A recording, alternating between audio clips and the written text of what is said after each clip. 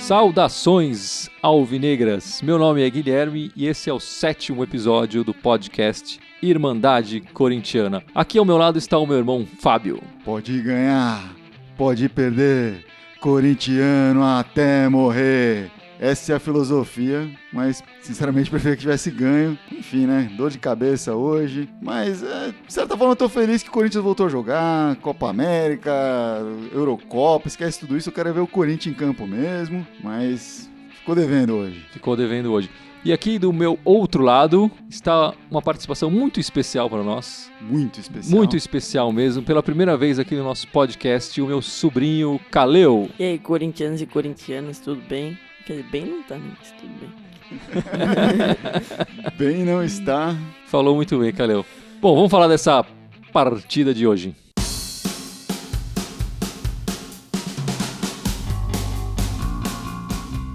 Dor de cabeça, né? O time não jogou bem. Acho que em nenhum momento do jogo deu pra falar que o time jogou bem no final do primeiro tempo. Teve um talvez. Pouquinho mais, mas depois do primeiro tempo eu até pensei, puxa, o time tá sempre jogando um tempo bom, um tempo ruim. Então esse foi o tempo ruim. O segundo tempo vai ser bom. Ledo engano, né? Me enganei feio. Jogou muito mal o segundo tempo todo.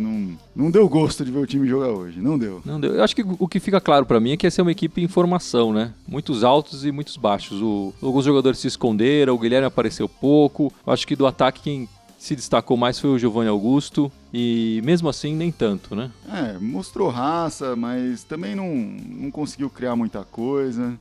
Foi um jogo complicado e realmente é uma equipe em formação, a gente tem sempre que lembrar disso. Veio aí de 4 vitórias e tá sujeito a nesses jogos aí ter um revés, né? E aconteceu. Eu acho que o Corinthians, ele começa a jogar bem depois que os jogadores começam a se conhecer. Como saiu muita gente daquela vez, até agora o Corinthians não se encaixou ainda. Os jogadores não se conheceram. Daí a hora que entra na engrenagem, o time começa a ir bem. Sempre assim. É verdade. De repente você precisa ir lá para apresentar uns aos outros lá, né? Você conhece todos tão bem, por nome e tudo mais.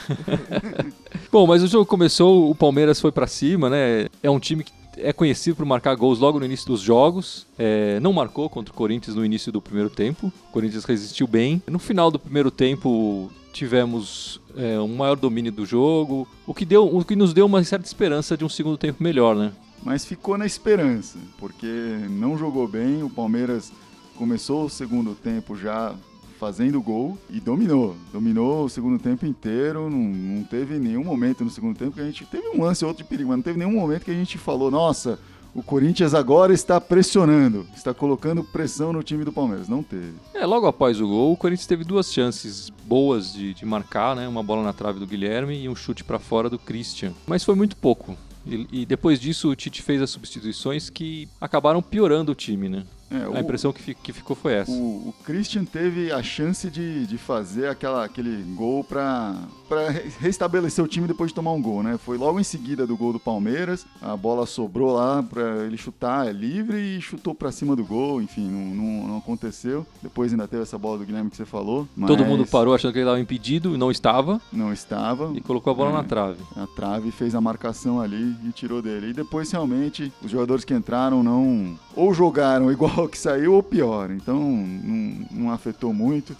Mais uma vez, assim, o time não joga bem quando o Guilherme não se apresenta muito. Dessa vez, enfim, durante a semana toda comentou-se que ele poderia não jogar porque ele não tá bem fisicamente, então ele acabou entrando, mas acho que o físico fez falta aí pra ele. Teve um lance ou outro de perigo que ele participou, mas no fim das contas não foi o suficiente, né? E é curioso que o Corinthians teve uma semana para treinar, para descansar e tal, e acabou sendo derrotado. Quando tava jogando um jogo atrás do outro, a gente tava tendo uma vitória atrás da outra, né?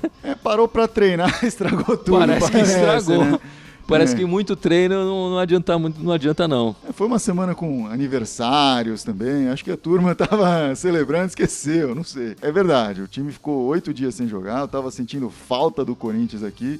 e pelo que jogou hoje continuo sentindo essa falta. Eu acho que depois que o Palmeiras fez o gol, o Corinthians teve a raça que ele joga sempre, que é ir pra cima e tudo. Mas daí depois eu acho que os jogadores pararam pra pensar que eles estavam perdendo, daí falaram assim, a gente não vai conseguir fazer 2 gols, meio que começaram a esfriar, parecendo que ninguém tinha mais a raça de lá e tentar fazer o gol. Daí deu nisso. O time tava um pouco estranho hoje, parecia que não tava concentrado mesmo, né? Você vê que vários entrando lances... na provocação dos palmeirenses, bastante. Entrando né? na provocação, o Dudu sempre muito provocador, tirou 3 cartões amarelos aí, se o juiz não tivesse dado um cartão amarelo antes pro Fagner, ele poderia ter dado vermelho depois também, né? Tinha lances de lateral, que o pessoal pegava a bola e ficava olhando pro lado, olhava pro outro, com a bola na mão, não fazia nada.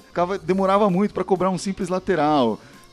Parte disso é uma boa marcação do Palmeiras, que estava realmente marcando muito em cima, mas também do time não se mostrar, não aparecer, né? Parecia que eles estavam indecisos na hora de pra quem passar, aonde passar. Eles não viam ninguém, só viam os jogadores do Palmeiras. Ninguém se apresentava.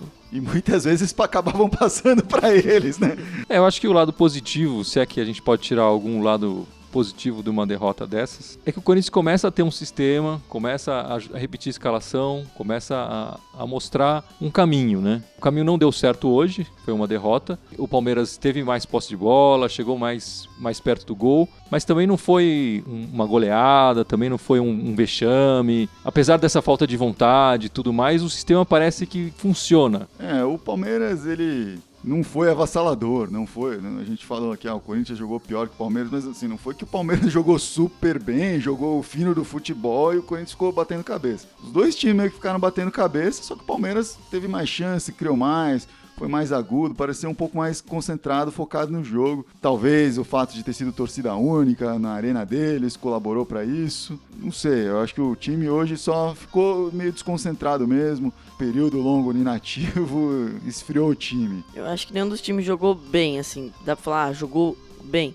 Mas eu acho que como tava ali com a super torcida do Palmeiras, tudo, 39 mil torcedores apoiando, os caras foi uma coisa a mais, que já que os dois estavam meio empatados em termos de jogabilidade, teve uma coisa a mais e o time acabou indo. Eu acho que a diferença do jogo também é o banco, né? O Palmeiras, com esses últimos anos, usando o dinheiro do presidente, contratou jogador pra caramba, muitas vezes não sabia o que fazer, enfim. Já dispensou pra caramba. Dispensou também outros tantos. Ele tem um elenco maior, né, com mais qualidade que os reservas que o Corinthians tem hoje. As alterações que o Palmeiras fez fizeram mais efeito. O que o Corinthians fez, não mudou nada. Realmente, acho que hoje fez a diferença, esse banco do Palmeiras aí, né? Mas o Palmeiras mudou muito, assim, a gente estava até falando no começo do jogo, tem um cara loiro jogando ali na direita do Palmeiras, quem que é esse cara? Não sei, tal de Guedes, a gente foi ver, Roger Guedes já fez até gol em cima do Corinthians na estreia do profissional dele, então interessante que o Palmeiras tem conseguido renovar de alguma forma aí, né? E o Cuca acho que está extraindo bem o melhor desse elenco aí.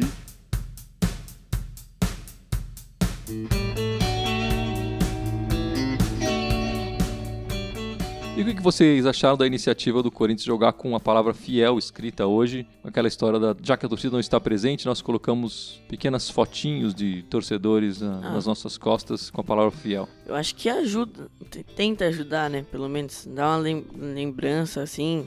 Porque os caras quando jogam junto com a torcida, né? São super empurrados, tudo, com a torcida gigante do Corinthians. Daí quando não tem torcida, os caras até estranham. Eu acho que é uma maneira deles focarem mais, tentarem lembrar aquilo e dar uma raça, talvez até um gás a mais. Eu acho que é uma jogada de marketing legal, de colocar a torcida na camisa de novo, né? Já fez isso em outros momentos. Já foi imitado pelo Real Madrid. Já foi até copiado por aí.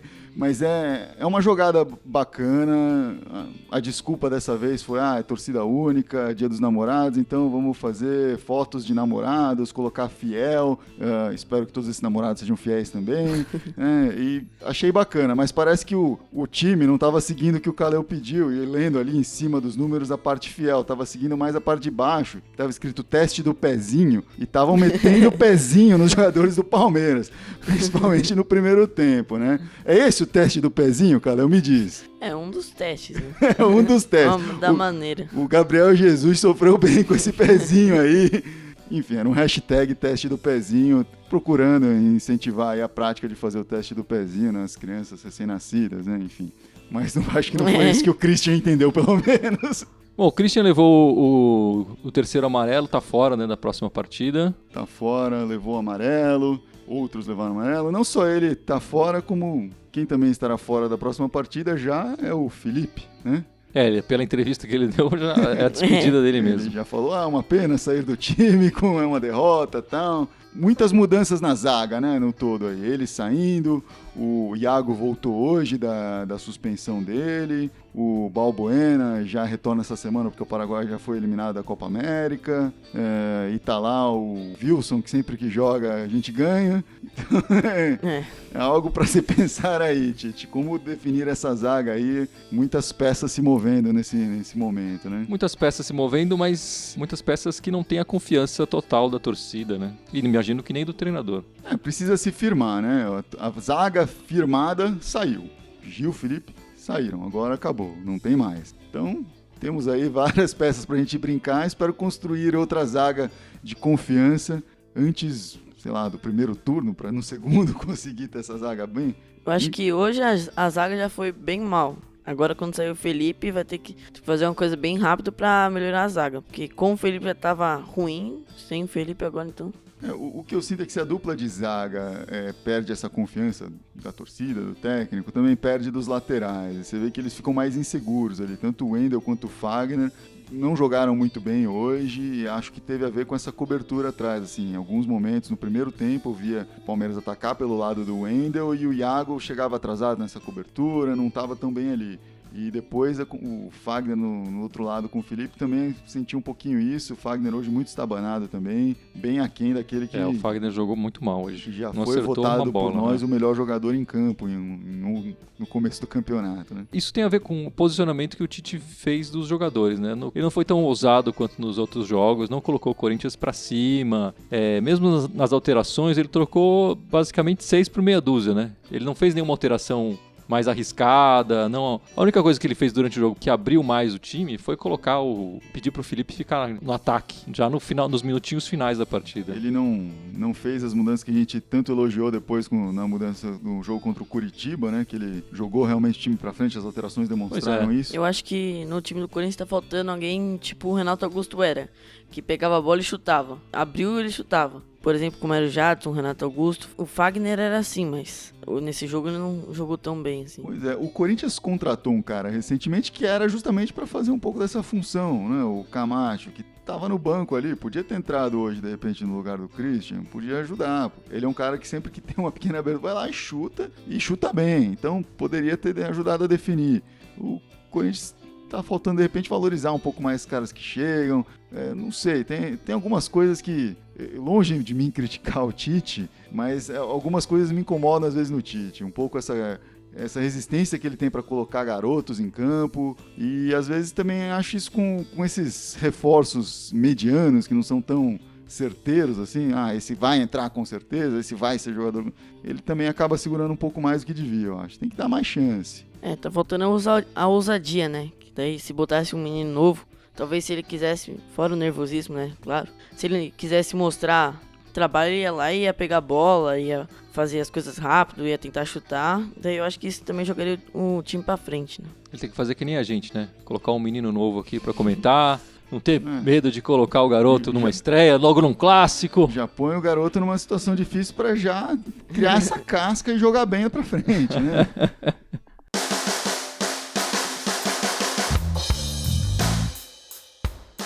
Esse vai ser o episódio que a gente fala um pouquinho de arbitragem ou ainda não? Pode falar. Porque o árbitro hoje, no fim das contas, até acabou sendo decisivo, né? Porque teve aquele lance aos 40 e tanto do segundo tempo que ele deu uma falta dentro da área que não houve, e o lance consequente foi um gol do Corinthians, do Bruno Henrique. Mas, o último lance, né? O último lance. Mas fora esse lance, ele já não estava bem, né? Você mesmo, Guilherme, várias vezes durante o jogo xingou o juiz aí. O árbitro não foi bem. Mas não foi bem para os dois lados, né? A gente também tem que ser justo. A gente via ele e os bandeirinhas errando lateral, errando faltas, tendo 2 pesos e 2 medidas em vários lances. Uma arbitragem meio confusa. O próprio o Tite mesmo apontou uma vez, né? Ele deu um cartão para um jogador do Corinthians e falou, não era falta para cartão. Aí depois ele foi dar um cartão para o jogador do Palmeiras em outro lance, bem depois ele falou, essa também não era para cartão. Bem questionado, acho, o árbitro hoje. E é curioso, né? O Corinthians, esse é o terceiro jogo do Corinthians na Arena do Palmeiras, né? Na Allianz Parque. Aqui a gente pode falar Allianz, né? Então, tudo bem. E é a terceira vez que esse mesmo árbitro apita. Coincidências, não é? Coincidências. Acho que nivelou, né? Porque a primeira foi uma vitória do Corinthians, a segunda foi um empate, agora uma derrota. Vamos ver, chamar na próxima, quem sabe volta a ser vitória de novo. O que eu acho do juiz, né, o Rafael Klaus, eu acho que ele ficou meio desatento no jogo, parecia a equipe do Corinthians jogando. Por exemplo, no lance que o Iago pegou, desviou a bola no Iago e foi pra fora, todo mundo viu e ele deu de meta. É perigoso você falar que o árbitro parece da equipe do Corinthians, hein? Já tem muitos adversários alegando coisas parecidas por aí, cara. Não precisamos você pôr lenha nessa fogueira. Bom, nesse lance ele errou, né? Não foi falta no Fernando Praz, no lance do que foi gol do Corinthians, mas ele tinha apitado antes da conclusão do lance. Ele tinha apitado já bem antes e talvez algum jogador do Palmeiras que teria a chance de tirar essa bola, não tirou. Enfim, porque já a gente não sabe, mas ele apitou um perigo de gol ali e já que entramos nessa área da arbitragem, o Corinthians tem sido prejudicado pela arbitragem. Tem sido, desde gol que aconteceu, batendo na mão do jogador, enfim. Pênalti, né? No jogo passado. Isso. Não marcado, pênalti não marcado. Da mesma forma que muitas vezes nos últimos anos falaram que a arbitragem favorece o Corinthians, acho que a gente pode só apontar isso como falar, poxa, não favorece, tá vendo? Árbitro errar é humano, faz parte do jogo, esse elemento humano do árbitro, frustra pra cacete quando é contra o seu time, mas é parte do jogo. Acho que isso em qualquer esporte que tem arbitragem pode acontecer. Bastante já sobre o árbitro, apenas não queria deixar em branco que fomos prejudicados, de repente poderíamos ter saído com um empate aí. Coisas do futebol acontecem, não vou aqui ficar no fim do campeonato com um DVD disso aqui apontando dedos pra lá e pra cá. E nessa confusão toda, nesse dia cheio de dor de cabeça, quem foi o melhor em campo? Ah, é verdade, teve um melhor em campo, né? Do Corinthians, né? Tem que ter, né? A gente elege do Corinthians, diga-se só. Eu elegi, né? No final das contas, eu dei a maior nota, o Walter como melhor em campo, pelas defesas que ele fez, alguns chutes do Tietê, foi muito bem em campo, na minha opinião, né? Eu acho que o Walter fez pelo menos 2 belas defesas que salvaram, inclusive no gol ele fez a terceira defesa, só que não salvou porque o rebote acabou sobrando na cabeça do Cleiton Xavier. Isso. Outra performance sólida dele, demonstrou que tá segurando bem essa posição. Acho que realmente foi o destaque, mas também teve muita falta de brilho por parte dos demais, né? Ele foi o menos pior, né? Se fosse que nem no videogame, escolhe 3 jogadores para premiar, a gente não teria esse terceiro.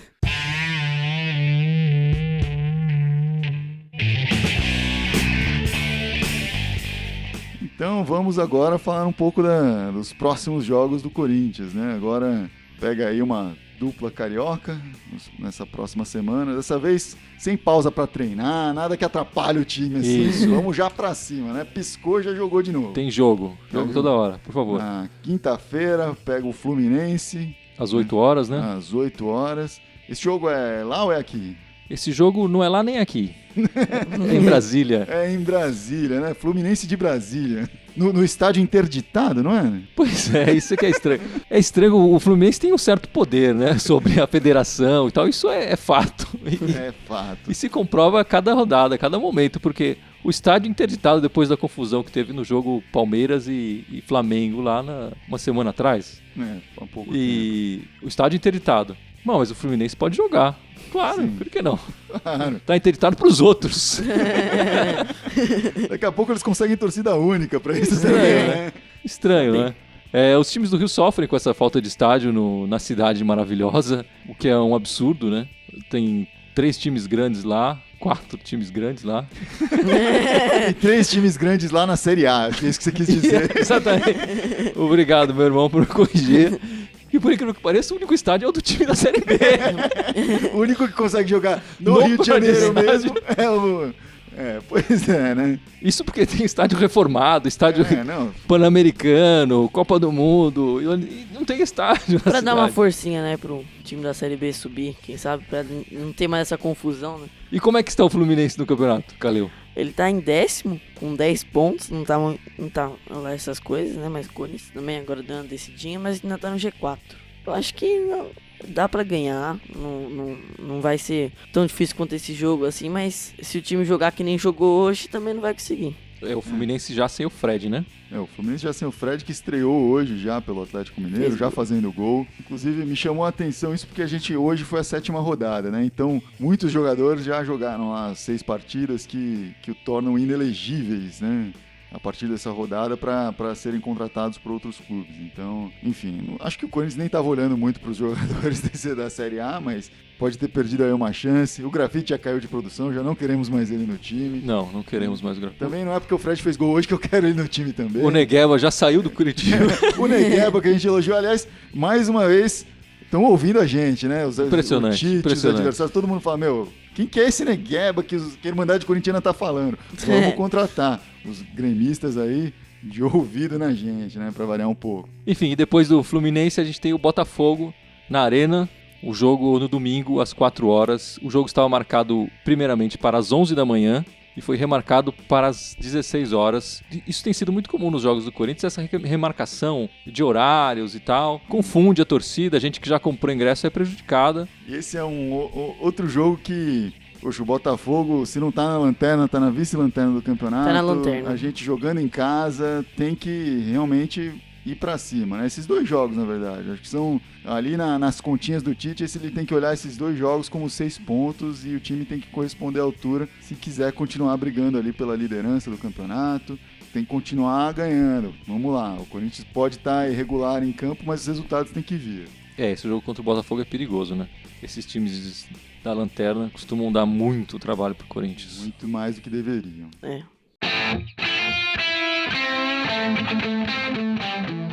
Bom, passamos uma semana sem o Corinthians, mas não foi uma semana sem a Irmandade Corintiana, que está sempre presente, todos os dias, com novidades nas múltiplas mídias sociais das quais ela participa, não é? É verdade. Verdade, né? É verdade. Então, por favor, me lembre quais são as nossas redes sociais. Nossas redes sociais. Estamos no Facebook, estamos no SoundCloud, estamos no Instagram, todos esses como o nome do site, /Irmandade Corintiana. Lembrando que Corintiana tem TH, não tem, Caleu? Sim, claro. E no Twitter, só pra ser diferentão, que é uma mídia social diferentona, estamos lá com Irmandade Timão, ao invés de Irmandade Corintiana. E futuramente estaremos no iTunes. Estaremos no iTunes, o Caleu vai pessoalmente montar o nosso iTunes para que isso fique no ar o mais rápido possível. Esta é a sua missão, hein, Caleu? Tem gente passando responsabilidade Eu pros também outros. acho, hein?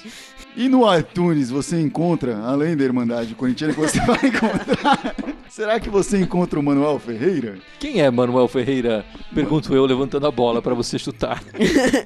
O Manuel Ferreira, ele foi o compositor da grande música Doutor, eu não me engano, meu coração é corintiano. Imortalizada na voz de Silvio Santos, ele mesmo, o homem do baú. Também compôs outros grandes clássicos aqui, como A Pipa do Vovô Não Sobe Mais, como é que era da Bruxinha? A bruxa vem aí. A Bruxa Vem Aí e tudo mais. Morreu esta semana aos 86 anos de idade. O Caleu queria falar uma coisa sobre o nosso Manuel Ferreira. Pelas minhas contas, né, eu sou muito bom de matemática, como ele morreu aos 86 anos, ele nasceu em 1930. Em 1930, o Corinthians foi pela 8ª vez campeão do Campeonato Paulista. Uma Nasceu pessoa que campeão. estava lá nos contando a história conforme ela viu, né? É bom não falar isso, porque se ele é o nosso sobrinho, a gente tem quantos anos? Não importa. Enfim, acho que a gente fica por aqui. E em homenagem ao Manuel Ferreira, depois da nossa despedida, tocará a música Coração Corintiano, essa bela marchinha de carnaval. Mesmo da derrota, doutor, eu não me engano, meu coração coração é corintiano. Vai, Corinthians!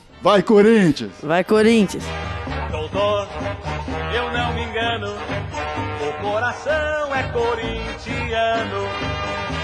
Doutor, eu não me engano, o coração é corintiano. Eu não sabia, mais o que fazer, troquei o coração, cansado de sofrer. Ai, doutor, eu não me engano, botaram outro coração corintiano. Doutor, eu não me engano, o coração é corintiano. Doutor, eu não me engano, o coração é corintiano. Eu não sabia mais o que fazer, troquei o coração, cansado de sofrer. Ai, doutor, eu não me engano, botaram outro coração corintiano.